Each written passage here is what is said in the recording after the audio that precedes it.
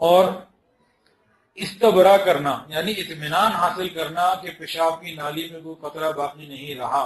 اس کا طریقہ کیا ہوتا ہے کہ پیشاب کرنے کے بعد انسان تھوڑا سا کھانس لے یا تھوڑا سا ہل لے، اٹھ بیٹھ کچھ ایسا کر لے کہ اطمینان کامل ہو جائے، اور 3 مرتبہ پانی کا بہانا۔ اور علماء نے لکھا ہے کہ بیت المقدس کی طرف بھی رخ نہ کریں، تاہم پاکستان میں رہتے ہوئے تو مدینہ اور یعنی کہ تینوں چیزیں ایک ہی رخ پہ ہمارے آتی ہیں، تو اس لیے ہمیں تو اس کا کوئی مسئلہ نہیں ہے۔ باقی حدیث میں یہ بات نہیں ہے۔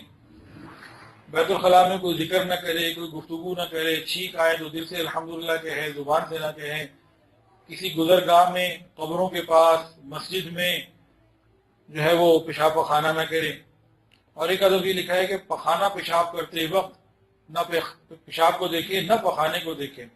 اور اگلا ادب یہ ہے کہ سطر کو بھی نہ دیکھیں، آسمان کی طرف بھی نہ دیکھیں، اور سطر سے کھیلنا بھی نہیں ہے۔ ہاں ضرورت کے درجے میں صفائی حاصل کرنی ہے، اس کی اجازت ہے، اس کے علاوہ غیر ضروری ہاتھ نہیں لگانا۔ زیادہ دیر تک نہیں بیٹھنا، یعنی بیت الخلاء کو بیت الخالہ نہیں سمجھنا۔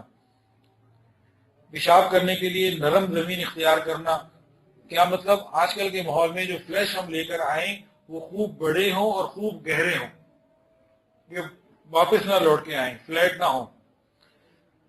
جنگل میدان میں اگر کرنے لگیں تو دائیں بائیں نہ دیکھیں، بس کام کریں۔ سلام کسی کو نہیں کرنا، اور کوئی کرے تو جواب نہیں دینا۔ بیٹھنے میں دونوں رانوں کو خوب کشادہ کر کے کھولنا۔ دیوار اور سائے میں پیشاب نہ کرنا، پھر لوگوں کو لکھ کے لگانا پڑتا ہے یہاں فلاں کا بچہ پیشاب کر رہا ہے، تو کسی دیوار کے سائے میں پخانہ پیشاب نہ کرنا، نہر کے کنارے نہ کرنا، کسی کی بھی عبادت گاہ میں نہ کرنا، صرف مسجد نہیں، کسی بھی غیر قوم کی عبادت گاہ میں نہ کرنا۔ اور غلہ جمع کرنے کے جو مقام ہوتے ہیں جہاں غلہ جمع کیا جاتا ہے وہاں بھی نہ کرنا، اور اپنی انگلی سے کوئی بھی ایسا فحش کام نہ کرنا، بس ضرورت کے درجے میں ہاتھ لگائے جائیں۔ اور جس وقت انسان پخانہ کر رہا ہو اس وقت ناک کے بال نہ اکھاڑے جائیں۔